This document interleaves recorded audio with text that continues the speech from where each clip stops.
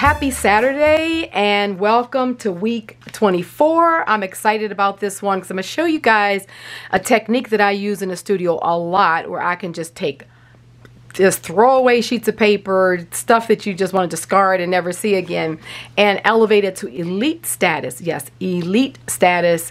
And you will just love these papers and you go, oh my goodness, I was going to throw this away. It's just so fabulous. So we will be working with so this week's prompt is collaging with throwaways. Yes. This whole idea of really going through my studio and seeing the stuff that I would just discard and throw away, how can I really just elevate it to something that's just so incredibly inspirational or just beautiful, or really causes me to just, jump inside with glee, that you're like, oh my God, I really like this, this piece of paper or object or whatever. And it came with a lot of inspiration from a style of art that I really just fell in love with years ago. So I'll read from my manuscript. So let's look at our art supplies and inspiration with fresh eyes. I find that some of my most exciting collages and artwork have used items that I discarded or that others discarded, and I just happened to, in that moment, look at them with different eyes. So outsider art. Maybe some of you have heard of this term. It's actually a genre called outsider art. We'll talk a little bit about it right now, but if you wanted to look it up, I would encourage you, because it's some really fabulous, fabulous art in this genre that may have started off by people who just were crafters, or, just even some folks were just hoarders and they just started putting stuff together.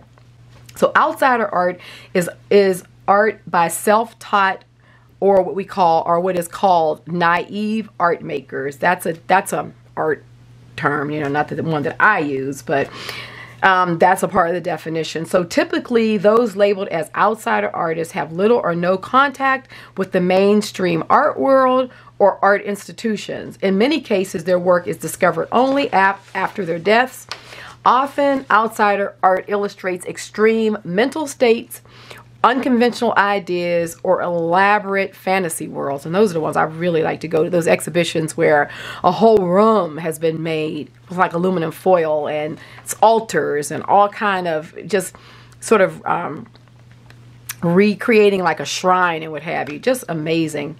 The term outsider art was coined by art critic Roger Cardinal in 1972 as an English synonym for art brat. Art brute, B-R-U-T, or raw art, or rough art, a label created by French artist Jean Dubuffet to describe art created outside the boundaries of official culture.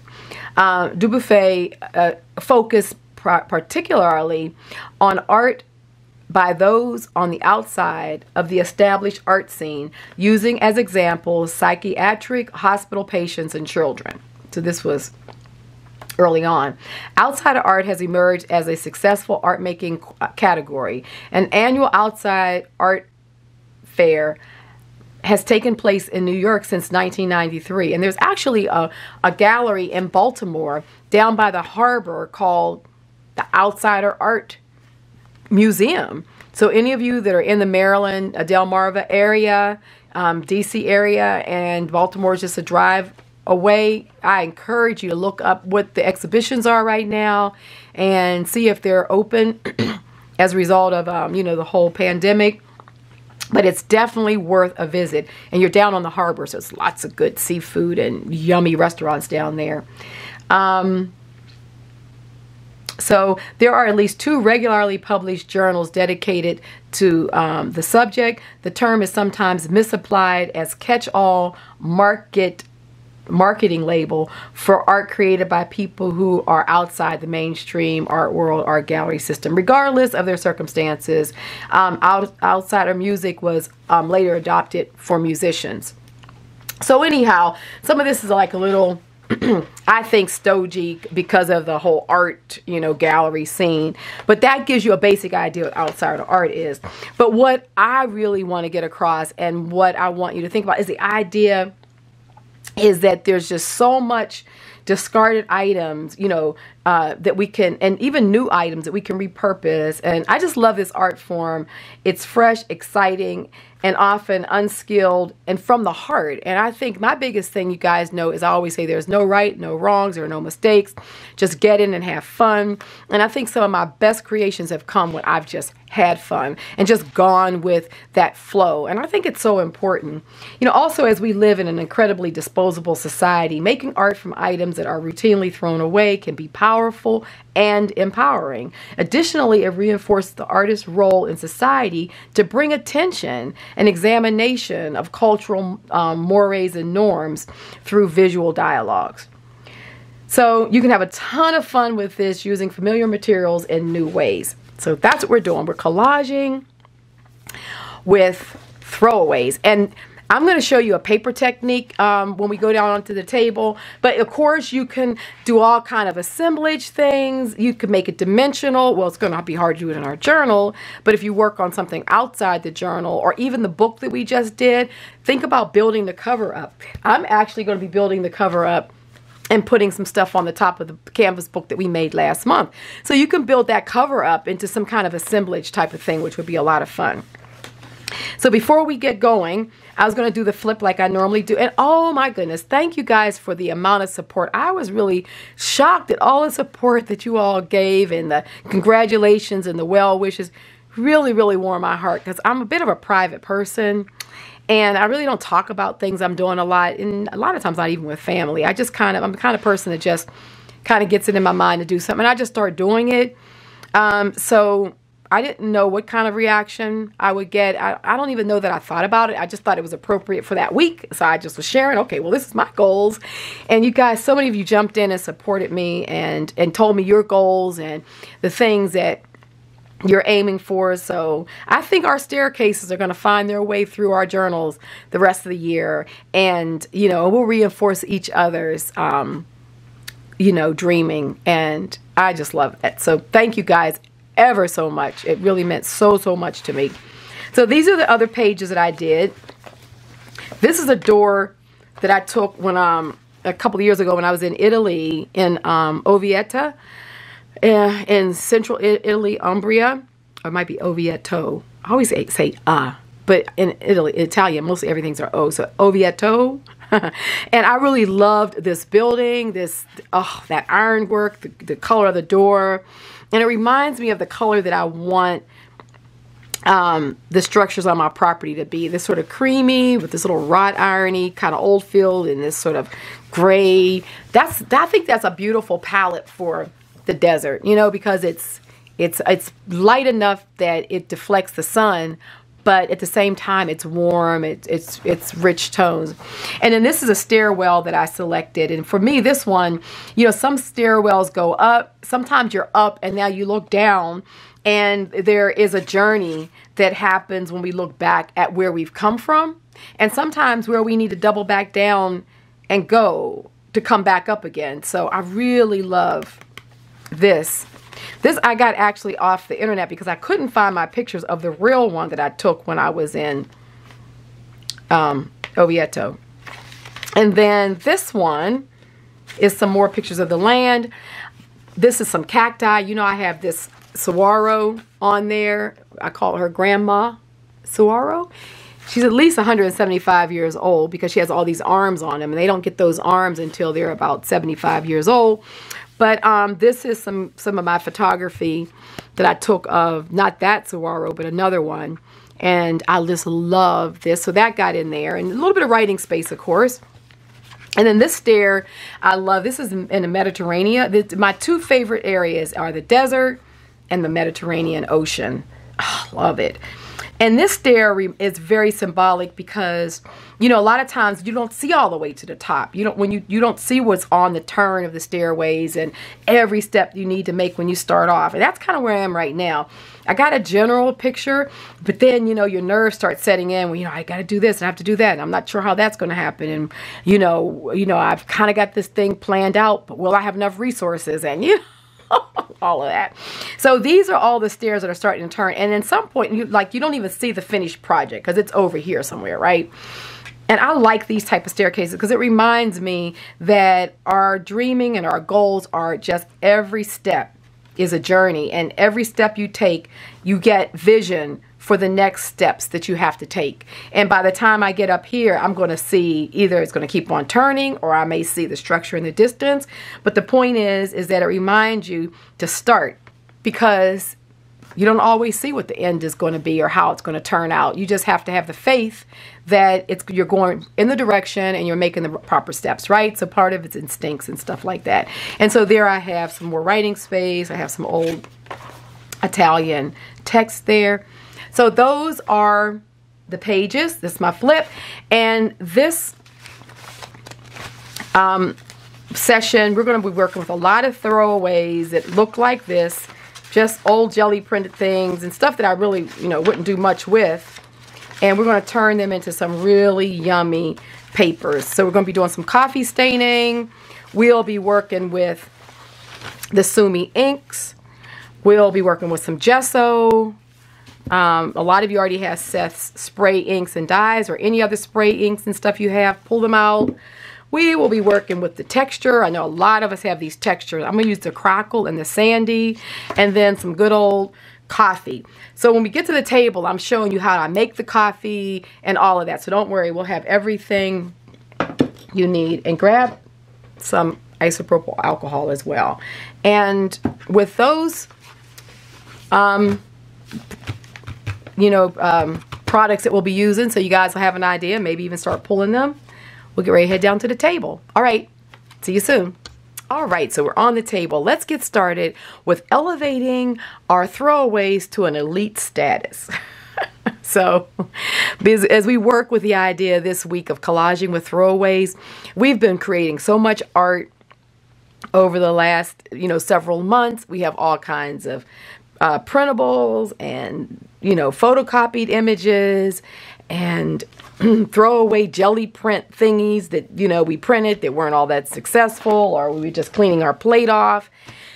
And so all of these things matter in my studio, and I will turn those into something that I can continue to work with, as opposed to this idea of disposable things in our studio. I feel for me in my studio, I really don't want anything to be disposable, because everything costs so much between our paints and our various supplies, papers, ink for photocopies, everything. And so when I end up with these sheets that have all this spare stuff on it, or where I just cleaned the plate off with this jelly plate and you're like, what am I going to do with this?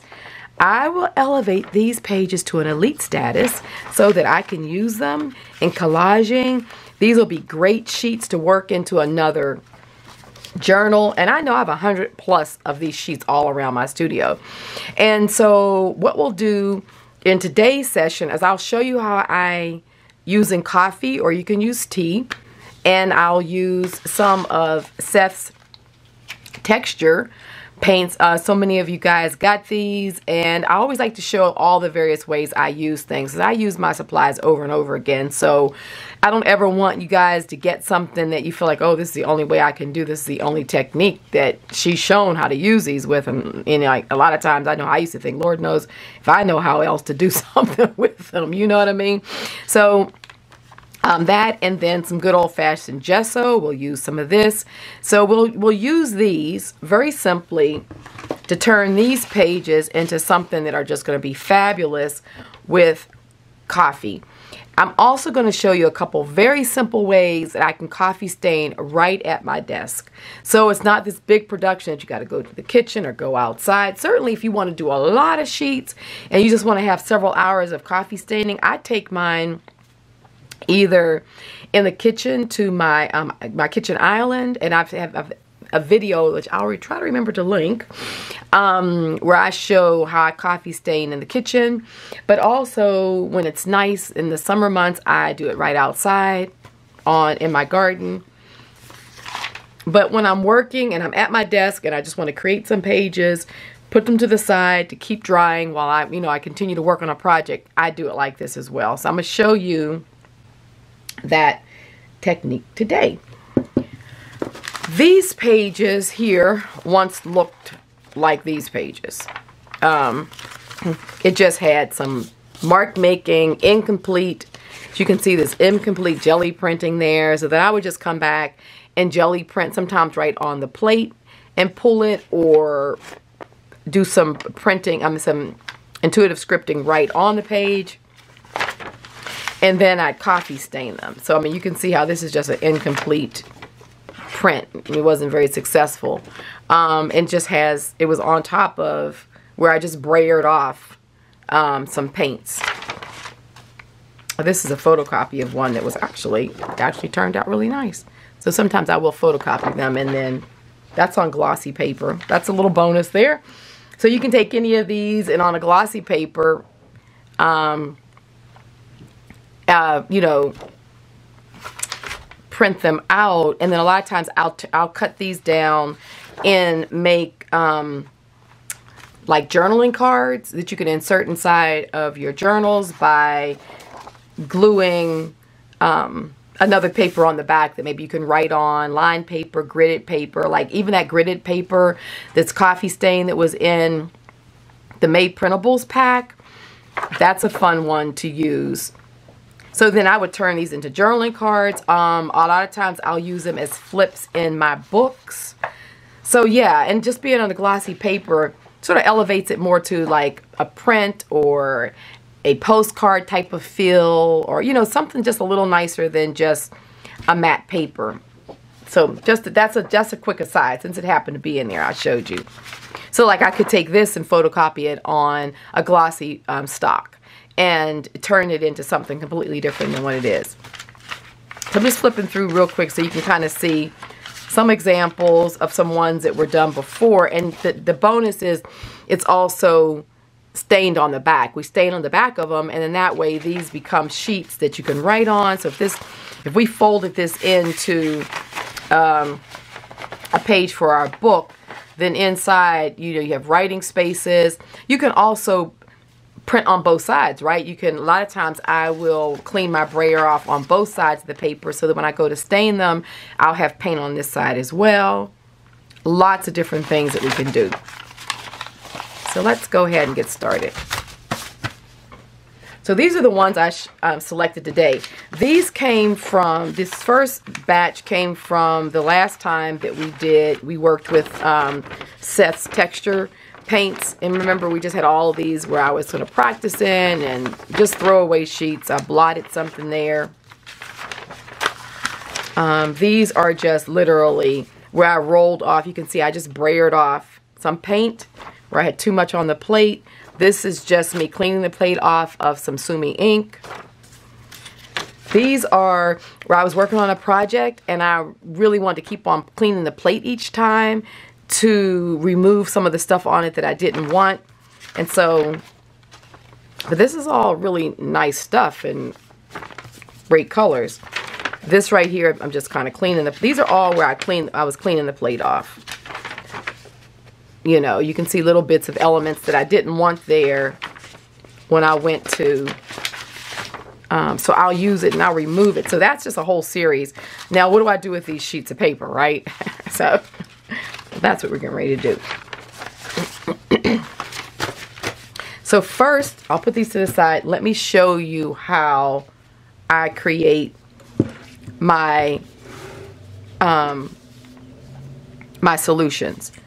And, you know, we can do it right here at the desk. So I use inexpensive, these two things get from the dollar store.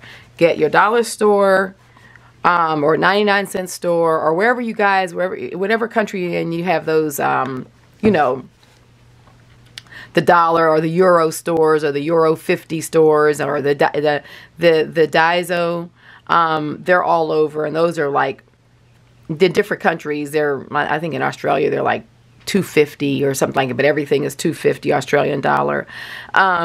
Wherever you can go, there's always some instant coffee, some cheapo instant coffee. The cheapo, the better, honestly, because it just releases lots of color. I think they must put dye in these things, honestly. But whatever, it's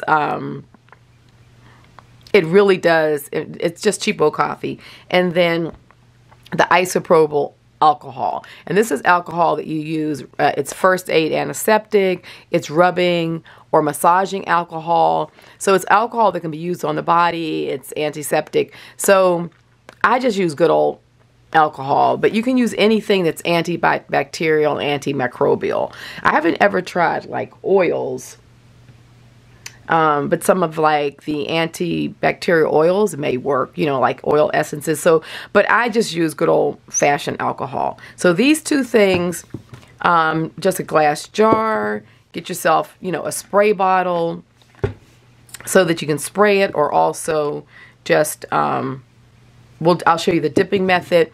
While you're at the dollar stores or whatever, get yourself some baby wipes. Because I use those, and I use those also. You've seen me use those in other techniques. But yeah, for a few dollars, we can make this very easily. So what I'm going to do is, it would be nice if I maybe measured this some kind of way. If I have here that I can use to measure. I'm at my desk. I don't exactly have a spoon, but, oh, maybe I have some plastic spoons in here. Wait a minute.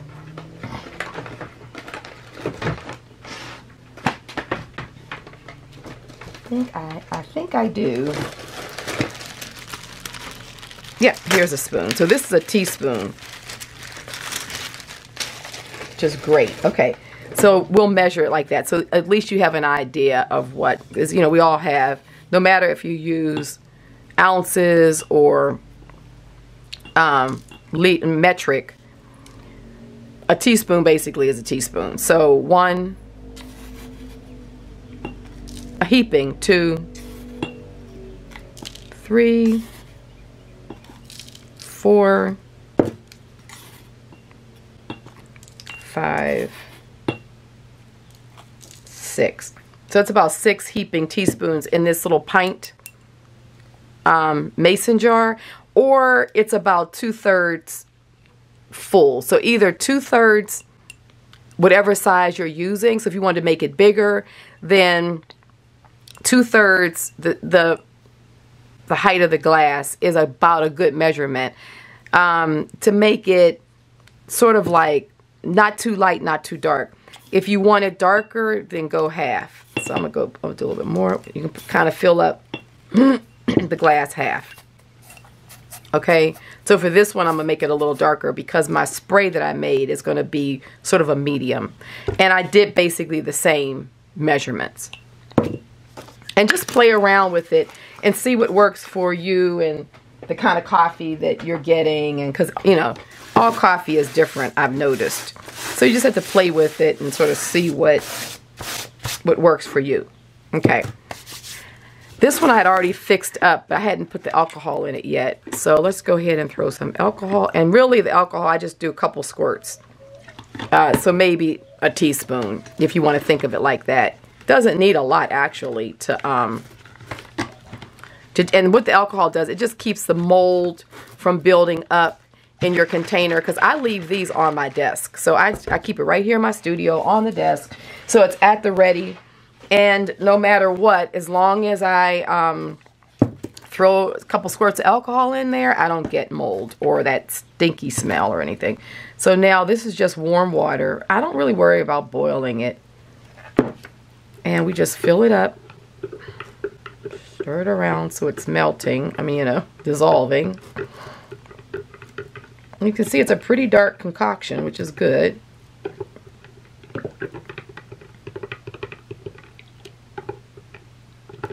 And that's it.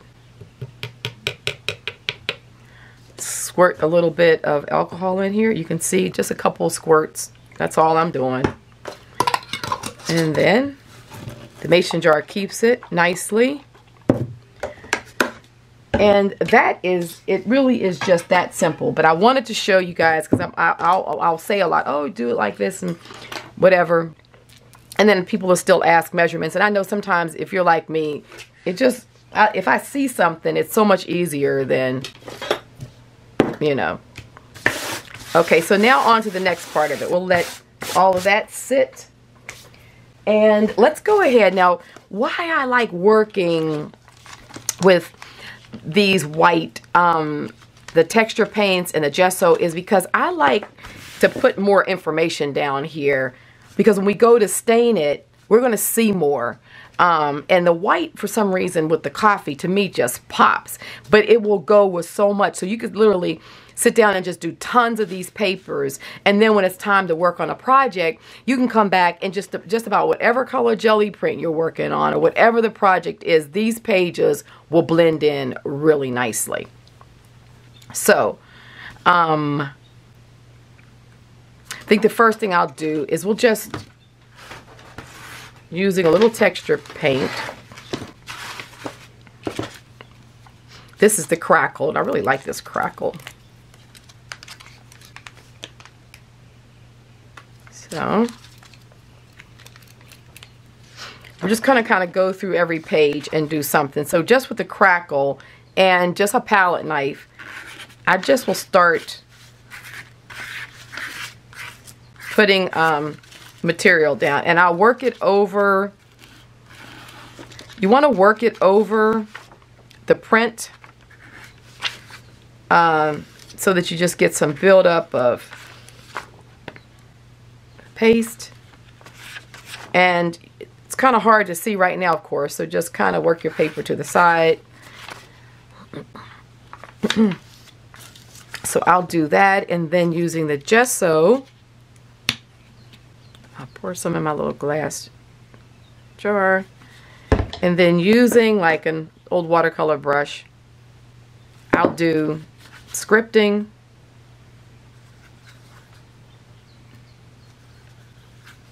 And that's going to give me a different line. And we'll let that dry. Okay, so we'll let that dry. And so just go through every page. And this way we're going to get different kind of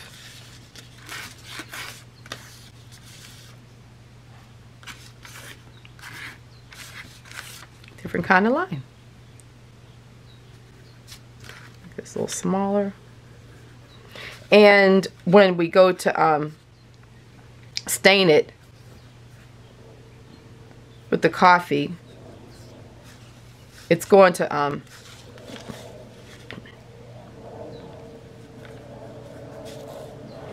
we're going to see the different layers of even the white, because the crackle will start to crackle, and it's going to be laying beneath the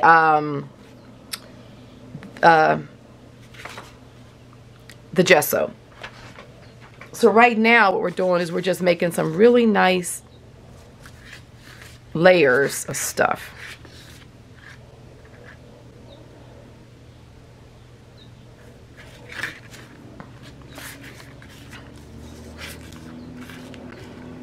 I'm just getting this layer of the crackle because I definitely want to see it crackle when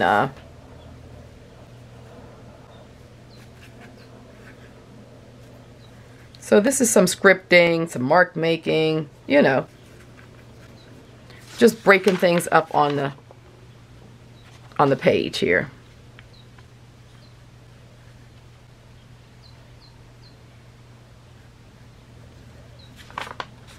Okay.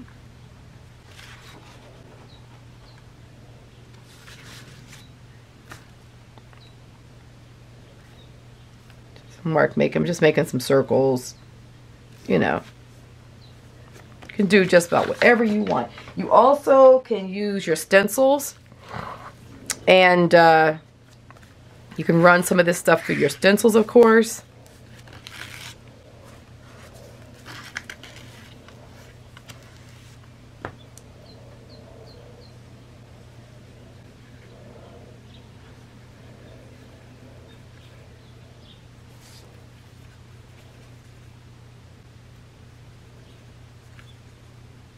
Okay.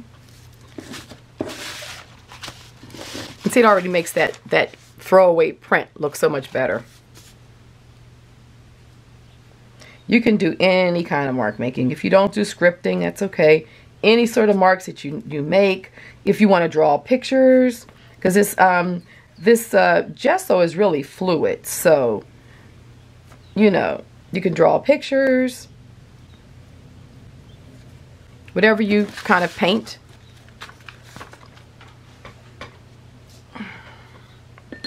So now I'm going to get, I also pulled out some of the sandy texture too. I love these. I love all of these.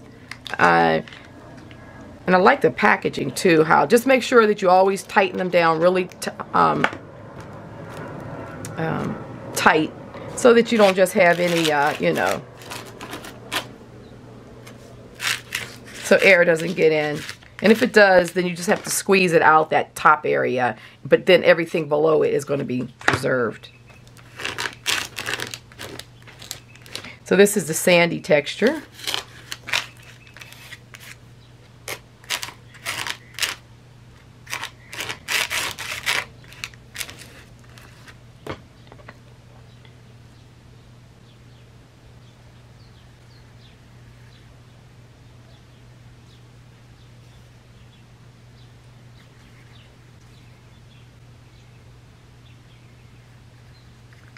Okay. I like. Just think about mark making too. So I'm doing sort of a broken line right here across the top. Try to work your edges as much as possible, because, you know, those are oftentimes forgotten on the page. Sometimes I do circles off the edge so that, you know. Okay, got a few more going here.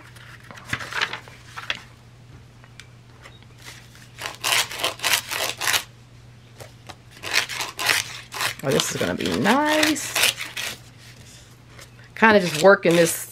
The reason why I like working with these textures too, especially with the jelly print, and you know, you guys know who follow me, I love this old wall technique.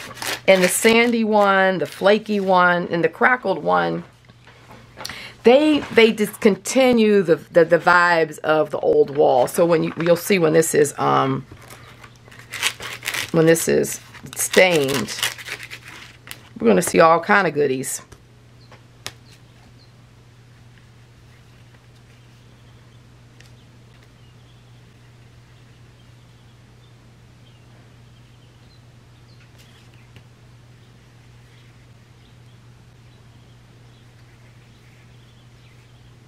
Okay.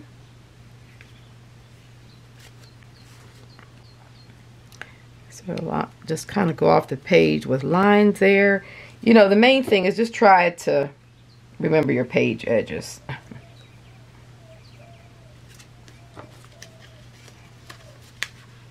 Okay. Sometimes I, you know, script off, and I'm just doing it on the other page there because it's going to it'll just be there, right? It'll just add extra onto that page. Okay, so let's do this one. Let's get some more of this sandy texture because I'm working on these peaches that have this sort of old wall.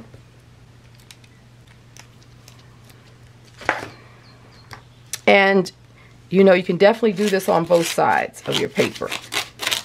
Keep that in mind. We'll be using some of this for collaging. So this is, you know, along with your other collage sheets that are just, you know, laying around, bits and pieces that you've used some of, you know, the throwaways, because our focus this week is throwaways, to kind of go and gather up all the throwaways that you have, and then just work collage with them and see how they work together, how they collage. You know, be surprised at what kind of good stuff will come out of just working and just forcing yourself to work with stuff that you would otherwise you know, you're sitting, it's just in a pile and you're thinking, what in the world am I ever going to do with this? But it's a jelly print or something, and maybe a part of it you like, and you're thinking, oh, I don't really want to throw it away, but how do I use it? Today I'm showing you how you use it. And so it's cool to come back to some of these pieces, and this one I'm just going to come back and I'm going to just do some gesso on it, kind of break up that pink space. Kind of work it over this black some.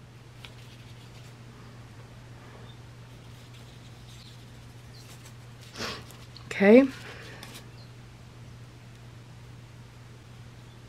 Kind of go off the side of the page a bit. And do some over here. Okay, so that'll dry and that'll be good. And then these we will do, so this one, I'm a fold, let's say, I don't know, I might not fold this one. I might just use it as collage. So let's just go ahead and do some jelly. I'm just going to do some gesso over it. And you'll see this is going to be, oh, yummy. And just any kind of mark making, you know.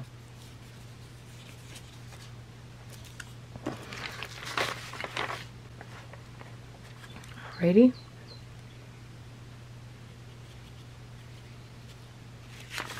Okay. And then these two. And then we'll let this all dry. And I'll come back. So let's just get some of this texture paste here.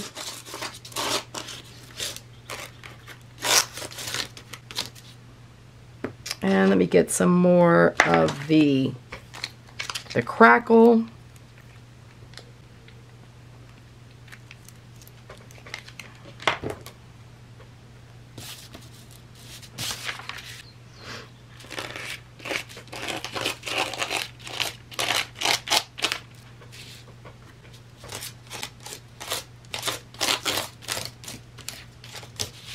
Okay. Okay, and then we'll just end with a little bit of scripting.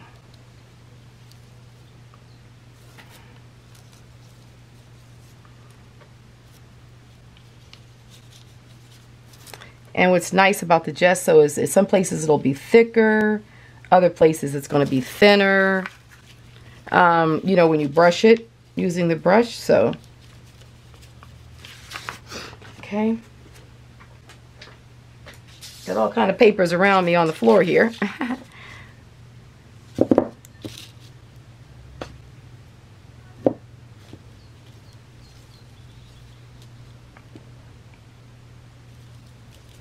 Okay. And like I said, if you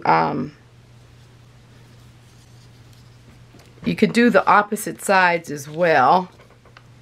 Probably in this video I won't do all of them because it'll take a while for everything to dry, but I'll do some of them once things dry. Okay, so there we have it. I'm going to stop. I'll let everything dry and then I will be back. All right. Okay, so I'm back. Everything is nice and dry, and I did some of the backs of the sheets basically the same way I did the fronts, just either using the palette knife to put things on and the paintbrush, and I just kind of used up the rest of what was in there. So let's get started.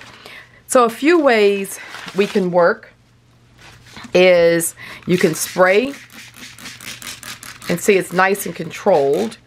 So you literally can spray some on and just let it dry that way. A lot of times I'll just pat it just to kind of, so it's not so soppy. And so I'll stop this one here so you can see just what a spray pattern is going to look like when it dries. That's pretty easy. get a little bit more. Same thing. So if you have a spray bottle, have at it.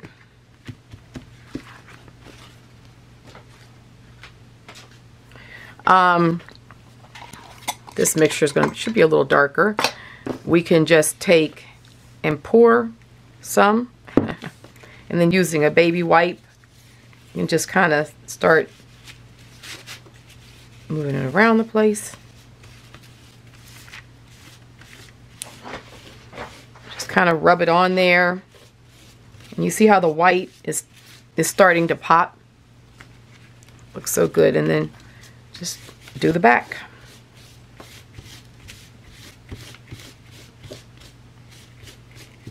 You see how the back is popping from where I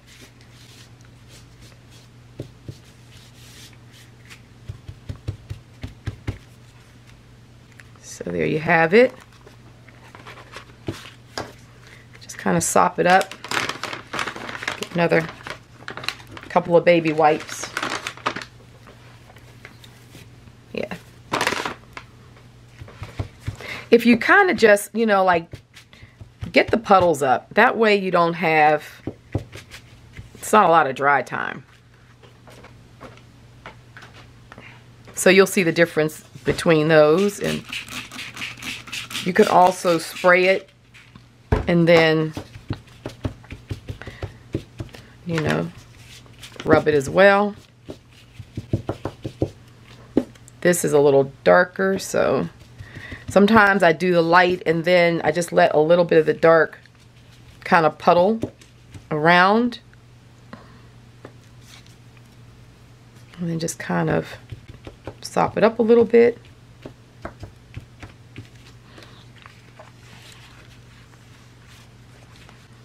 This is the back side.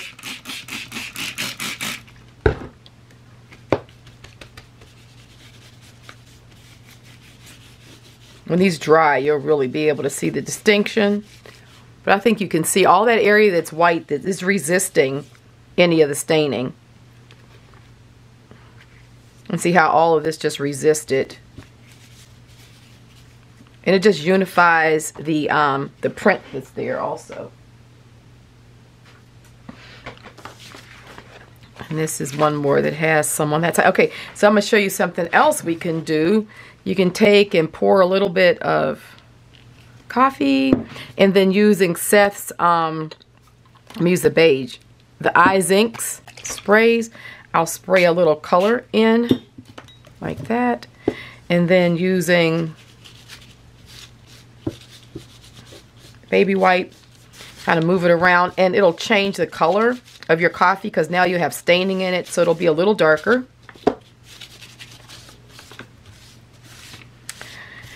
And I like doing that too because it'll just give a little bit more color, and then some of the staining like that, because we all have those too, so let's pull those back out and use them. So we'll let that dry, and you'll see how like it's just kind of hanging out in those little crevices, and so that's all going to pick up color.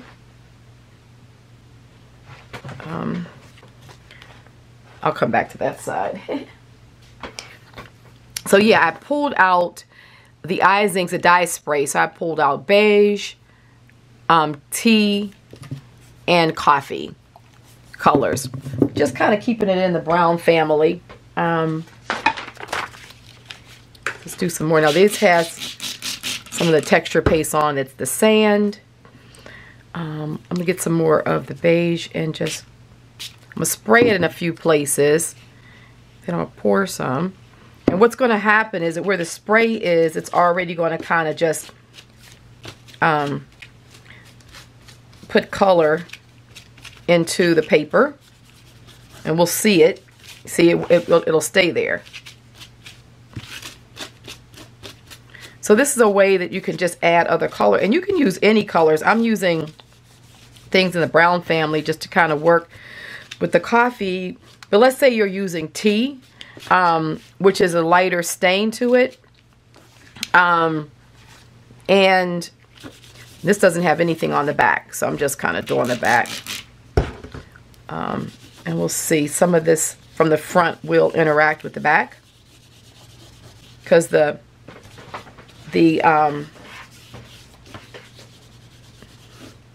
gesso and the textures will still act as a resist. Okay, that looks good.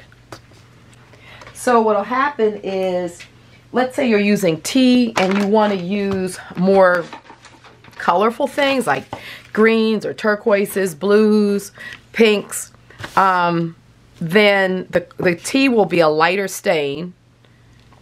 And let's put some coffee in here. And so more of the colors that you're putting down will pop. So you don't have to do the traditional coffee color. You can do tea with a little bit of other color in it, and that'll work nicely. Or you can do a lighter brew like I'm doing, and then even greens will kind of create an olivey tone, which is nice. So play with your color palettes. Now look at this. Oh, I love how this sand, oh my goodness, this is so good. Sop it up so we can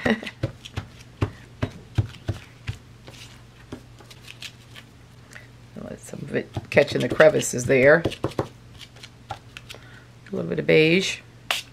I think that beige works so well in with this the Golden's quinacridone azo gold, and you've heard me say that before, but it never gets old for me when I see those combinations together. So we kind of put a little bit of spotting over here, so when it dries it'll bring some of that color over. So it's like we're painting. I feel like Julia Childs. We're painting with coffee. Oh, I love it. So sometimes you can spray the paper to get it started. So that way when you, let's use tea. So when you spray some of this other down, it's there's already a little bit of color down. That so it won't just be too harsh. But oh, I love it. Just get some of that color variation that'll be into the papers.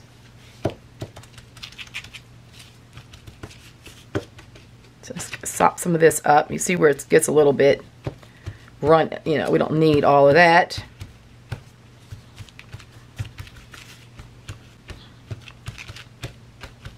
So sop it up a little bit. Over here I'm just going to come back because I like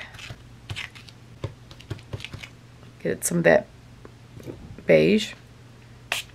You can even use your hands just to kind of rub it around so it really grabs the color.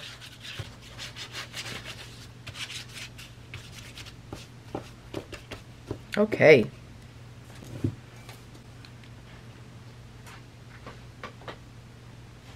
And even this paper that I'm working on, eventually I use in my journals because it's got all this good stuff on it. So I'm going to spray a little bit more. And like this, if you just want the spray marks, then you just spray what you want and then let it dry. Don't sop it up too much. Have I done? Let's do coffee. Let's see what coffee does. Let's get a little bit more of this down. And spraying some right into your solution will just change the color of that coffee some and just make it even darker. Oh, look how that turquoise is popping. It looks so good. Oh my goodness, this is just...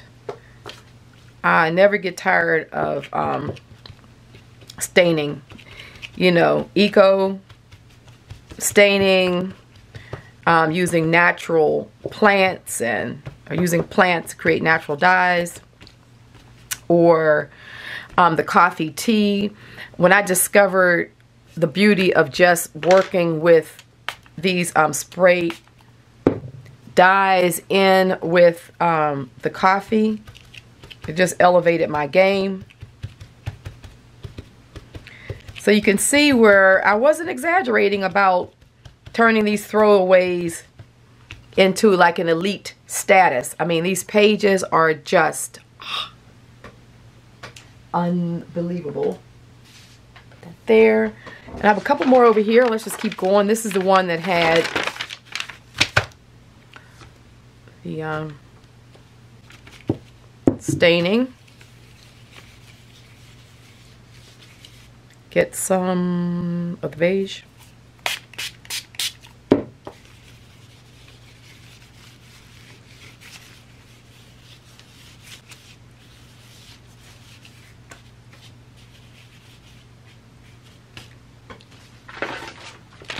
Sometimes what I'll do to sop it up too is I'll put another sheet that I know I'm going to be coloring, put it down. And it's a great way to begin the process of getting color on it. Flip it over. You can see where the color I put down resisted, so it you can do the back sides, like I did some of the back sides so I can show you all the difference. You cannot do the back sides, and it's still going to be a resist pattern there. That's just going to be a reverse of the front. So yeah, you know, there's no wrong or no right way to do it. Just have fun. Let's get some more tea. So I'm really loving the sandy. It's sticking to the baby white. That's why it's kind of pulling up. But it's well worth it because the quality of what the sand does in Seth's textures. And then I'm seeing also, I can see the crackle, like which one's crackle, which one is sand. And when you do this staining after you've used those, it really does highlight the texture. I mean, this stuff is, look at that. It's just fabulous from an absolute throwaway sheet of paper. Let's get some more. And you see how I'm working right here on my desk with just a waste sheet down. I use this rolls of drawing paper. Actually, I get this drawing paper from IKEA. It's in the children's section. It goes with that sort of easel thing they have for kids. And you get a big roll of it for like $10. And I use it on my desk to cover. This is so good. To cover it, my desk. And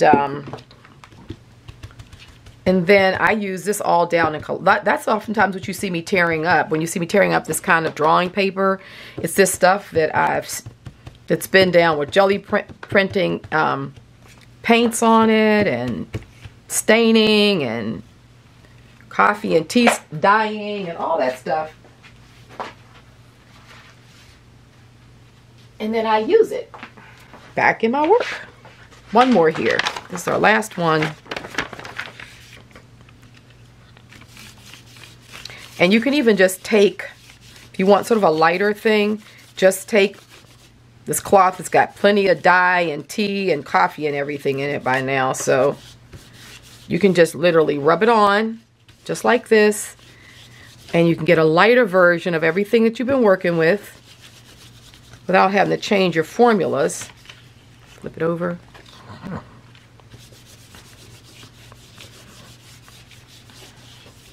I'll just spray a little bit because that spraying is thin anyway. That's the medium and this is the dark. So you can see the difference in the color. So just make different formulas. Okay. Alrighty, so here we have it.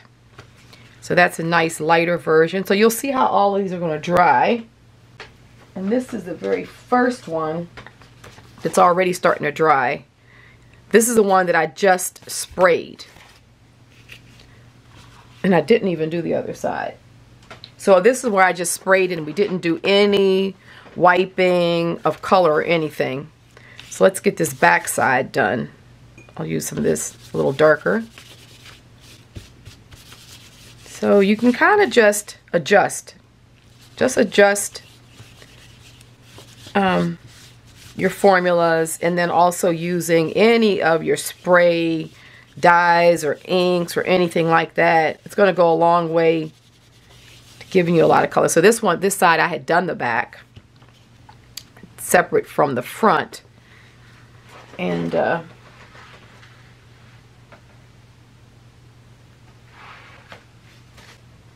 so I will be back once these are all dry. This is the second one that we did. You can see it's drying up nicely, and this is where I just used, this is where I didn't use any dye. So this is just coffee, or coffees. So I'm going to show you what they all the differences once everything dries between just using your coffee and then using the staining. We'll get a lot of variation. So I shall be back once all of this is nice and dry. All right, so everything is dry, and I'll just do a quick flip through. I'm going to add a little bit of extra mark making on these, and then these papers are done and they're ready to be used as pages in books. We will use some of these I'll be using these in the journal this week just to do some intuitive collaging. I'm just going to do intuitive collaging, and you guys are familiar with that by now. So just use your papers any kind of way you want. Remember, we're just dealing with the prompt of using, the idea of using throwaways, right? And things that just would otherwise be wasted supplies. So one of the things that I like to do is, for some of my mark making, I just find different tools. So I'll show you a few quick ideas here. So I'm using my Sumi ink. And so, like, sometimes I'll take, like, this is like one of those basters, and I get it at the Dollar Tree. And so you kind of can just really get some neat, you know, and you can use sticks, you know, take a branch, and you can take a branch with some leaves on it and just dip it in ink and use that. And then I'll do some scripting. And look already how it just looks. Boy, it just, you know, we've just really elevated our entire piece of scrappy paper into a finished work of art. And I'm telling you, it's like I told you, just elevate you know, these throwaways to elite status. It just takes a little bit of mark making. So that's one. Another way I do mark making is you can just find some scrap, like this is scrap, you know, packing cardboard. So I'll just take this, kind of ball it up, get some ink on it.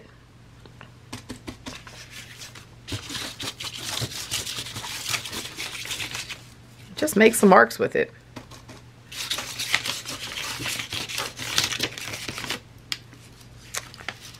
So, and make some interesting marks.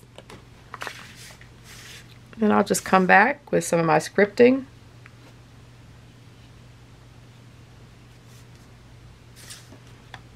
Just kind of put it wherever you want.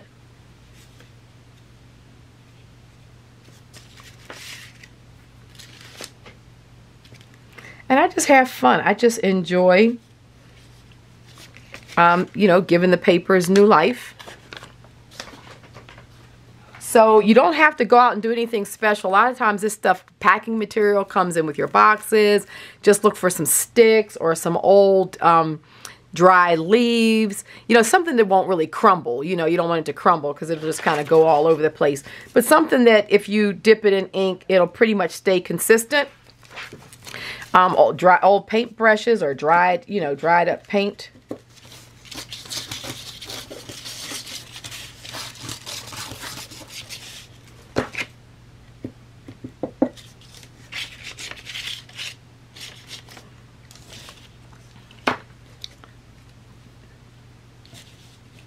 So I think you guys get the idea.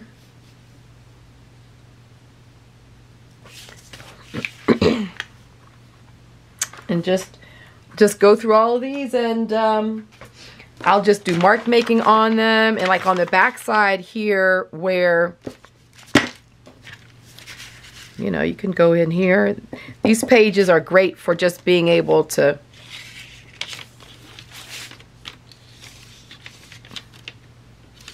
you know, write and but you can also do some mark making on them, just, you know, some light mark making so that you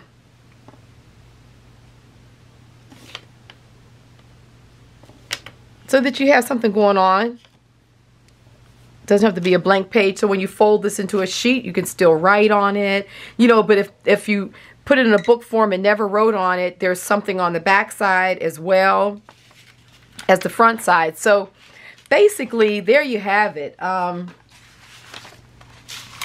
me flip through some of these. I think I started showing you guys and I didn't flip through them all. So you saw the fronts of those that we worked on. So here it is. That's the tea color of the set. It kind of gets a really nice pinky brown. I like it. And then you can see up close some of the scripting from before. And even the back sides are yummy. So when you do this, even if you want to have a backside sheet that's that is plain, you can see how easily that just becomes a paper ready for a journal. And then inside, this could be writing area, but there's already stuff on here, or you can collage in just certain little sections, leaving it blank. But I really love working with the gesso and with these texture pastes. I mean, this crackle is just really, I hope you guys can see it really good, but it really, just seeing all the textures are really nice. So that's one. Oh, this one is nice too.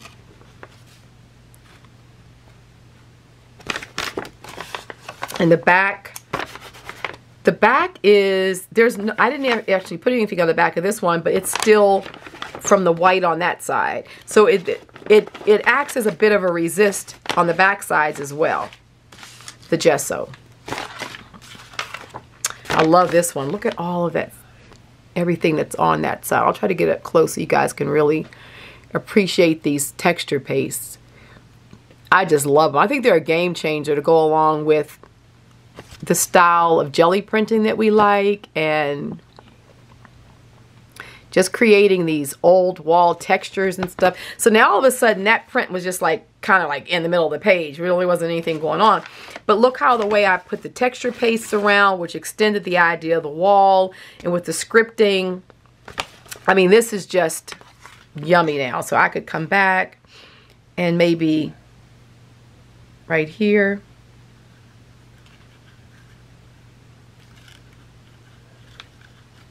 and look, oh, just lovely. All of a sudden, I'm telling you, didn't we make these?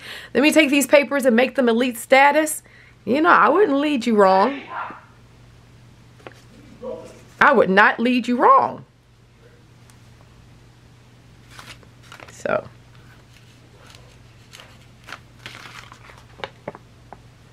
So there we have it. So let me see. Let's look at the rest of these sheets so you can see them. There.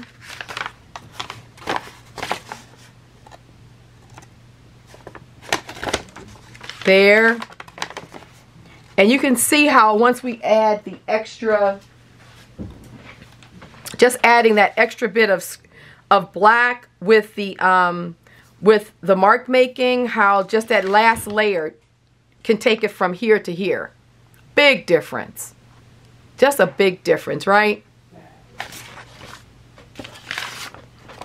And then this one. So there we have it. So those other ones will be there to dry. These I will have for many projects, including doing some intuitive collaging in the journal. And there we have it. So working with our week 24 is working with collaging with throwaways, and I think I've shown a number of techniques today that you can make some of your throwaways elevated status into something really elite that then you can have fun with across a lot of your projects, and using a lot of things you already have, the iZink texture pastes, the iZink, you know, Seth's dye sprays, good old-fashioned coffee, the Sumi ink that we've had, and some gesso. And these are common things that you already have. A lot of you probably already have texture paste, or you've already bought it from the other projects we've had. There's all kinds of spray dyes and inks out there. These I'll have listed below in the description. Who doesn't know about gesso? And inks, you guys know I use the Sumi ink, and you've been using it now by now, but if not, any kind of inks you have will work. You can find all kind of found objects to make marks with. And I didn't show you these, but these are the baby wipes that we were using, and I let these dry out. I unfold them, unball them, you know, make them flat, and I let these dry. And I tell you, I use these back in my book pages. I collage with these, so don't throw this stuff away. All of this is to be used. All right, well, happy Saturday with the rest of your day and your weekend. And thanks again for hanging out with me. Week 24, we're moving right along. Have fun with these techniques in your studio. And I look forward to your comments. As always, I love talking with you guys after the video. If you enjoyed the video, please thumb it up. It pushes it out into the community and allows our community to grow. And if you're new to this channel, subscribe and hit that bell so you get the notifications. And aside from that, that's everything. Love you guys. Take care, and I will see you next week. Bye-bye.